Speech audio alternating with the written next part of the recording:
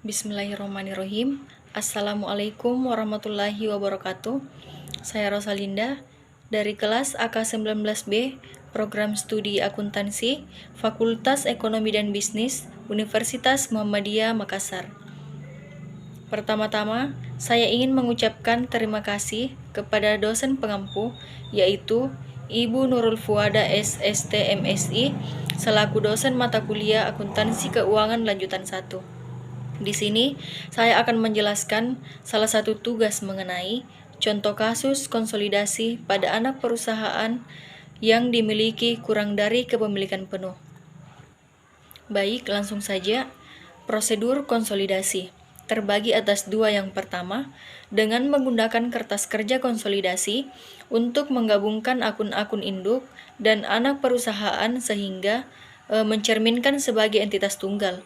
Yang kedua, pembukuan masing-masing entitas menjadi dasar dalam mempersiapkan laporan keuangan konsolidasi. Informasi awal laporan keuangan konsolidasi. Neraca untuk PT Induk dan PT Anak 1 Januari 2016 sesaat sebelum akuisisi, di mana aset pada kas PT Induk sebesar 350 juta rupiah, PT Anak sebesar 50 juta rupiah, piutang usaha pada PT Induk sebesar 75 juta rupiah, PT Anak sebesar 50 juta rupiah, persediaan pada PT Induk sebesar 100 juta rupiah, PT Anak sebesar 60 juta rupiah, tanah pada PT Induk sebesar 175 juta rupiah, PT Anak sebesar 40 juta rupiah, pada PT Induk sebesar 800 juta rupiah, PT Anak sebesar 600 juta rupiah.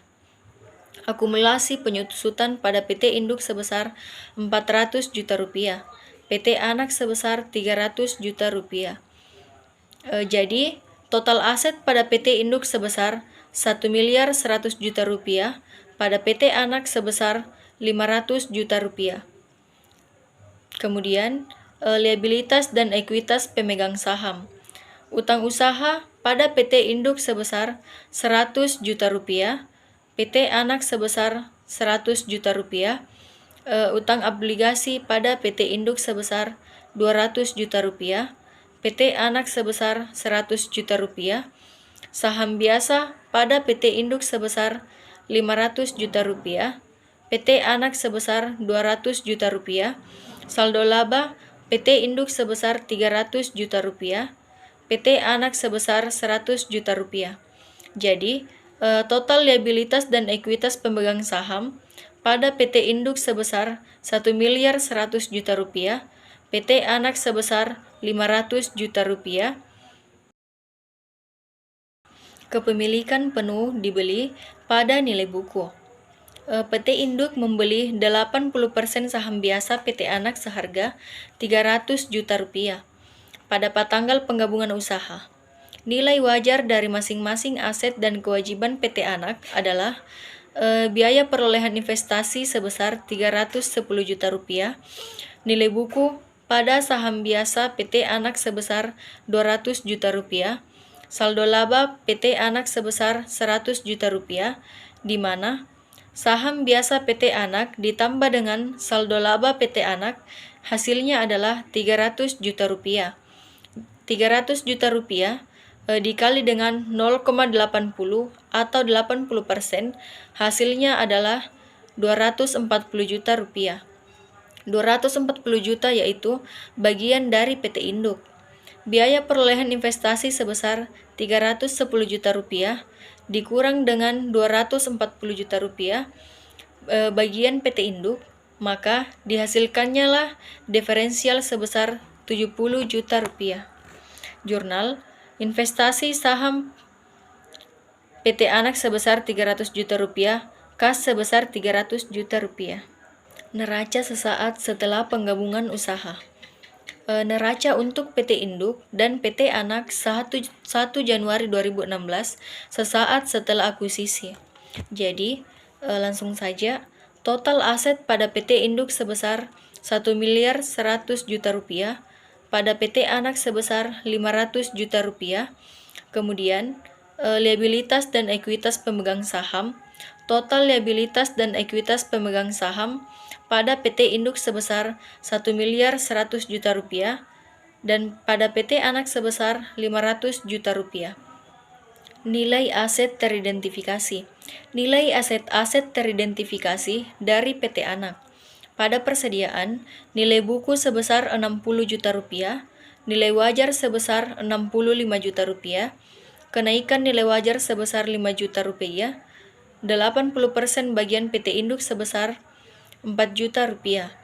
Tanah, nilai buku sebesar 40 juta rupiah, nilai wajar sebesar 50 juta rupiah, kenaikan nilai wajar sebesar 10 juta rupiah, 80% bagian PT induk sebesar 8 juta rupiah. Bangunan dan peralatan, nilai buku sebesar 300 juta rupiah, nilai wajar sebesar 360 juta rupiah, kenaikan nilai wajar sebesar 60 juta rupiah, 80% bagian PT induk sebesar 48 juta rupiah.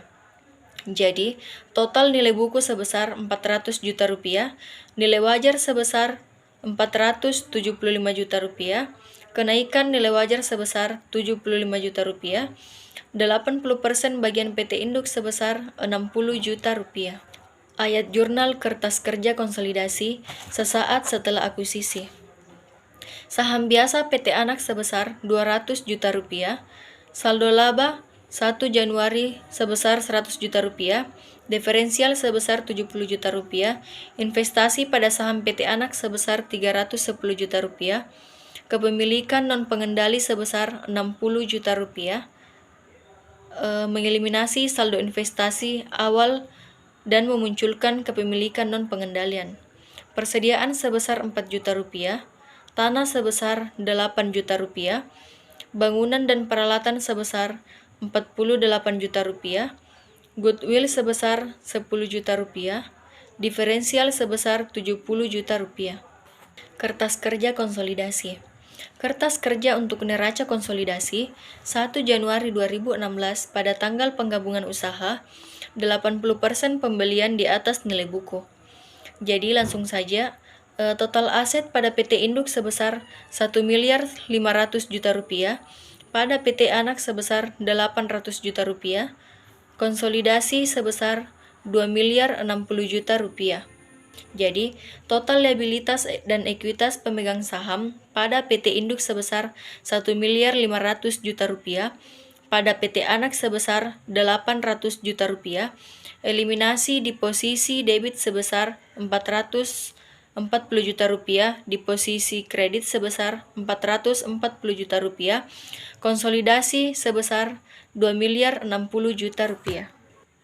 Informasi laba dan dividen PT induk dan PT tahun 2016 dan 2017. Pada tahun 2016, laba operasi terpisah PT induk sebesar 140 juta rupiah. Laba bersih PT anak sebesar 50 juta rupiah. Dividen pada PT induk sebesar 60 juta rupiah, pada PT anak sebesar 30 juta rupiah.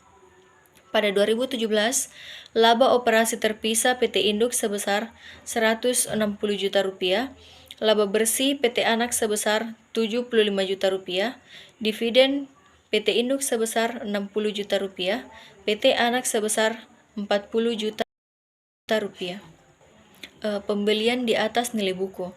Ayat jurnal induk perusahaan selama tahun 2016.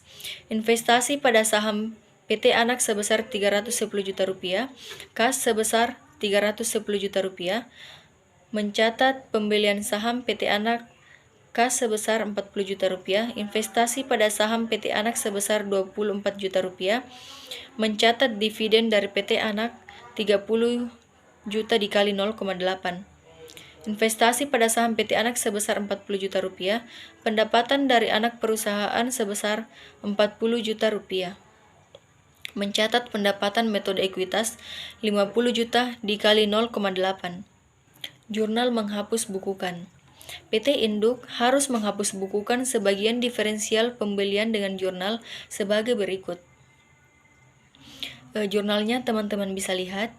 Jadi langsung saja kita masuk pada jurnal eliminasi.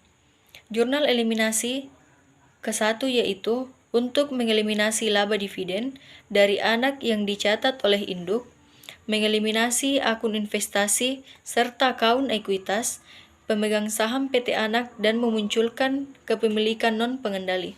Pendapatan dari anak perusahaan sebesar Rp29.200.000. Dividen diumumkan sebesar Rp24 juta.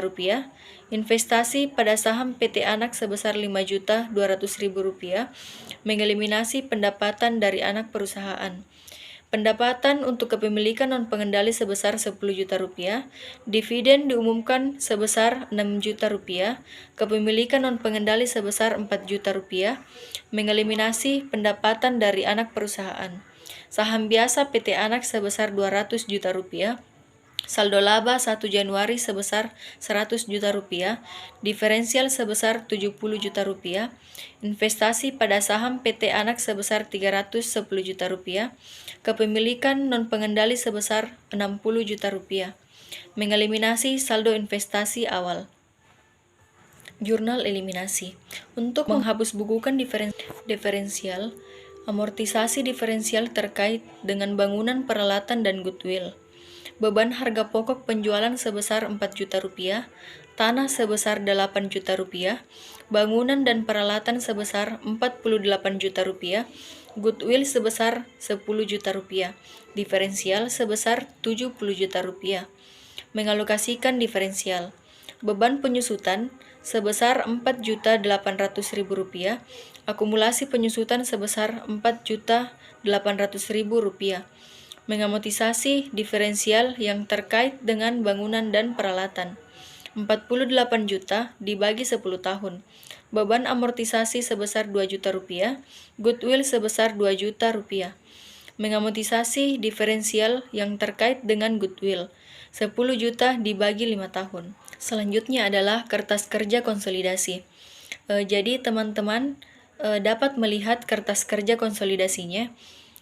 Jadi langsung saja, total liabilitas ekuitas pemegang saham pada PT Induk sebesar Rp1.659.200.000, pada PT Anak sebesar Rp840 juta, eliminasi di posisi debit sebesar Rp486 juta, di posisi kredit sebesar Rp486 juta, kemudian konsolidasi sebesar Rp2.248 juta.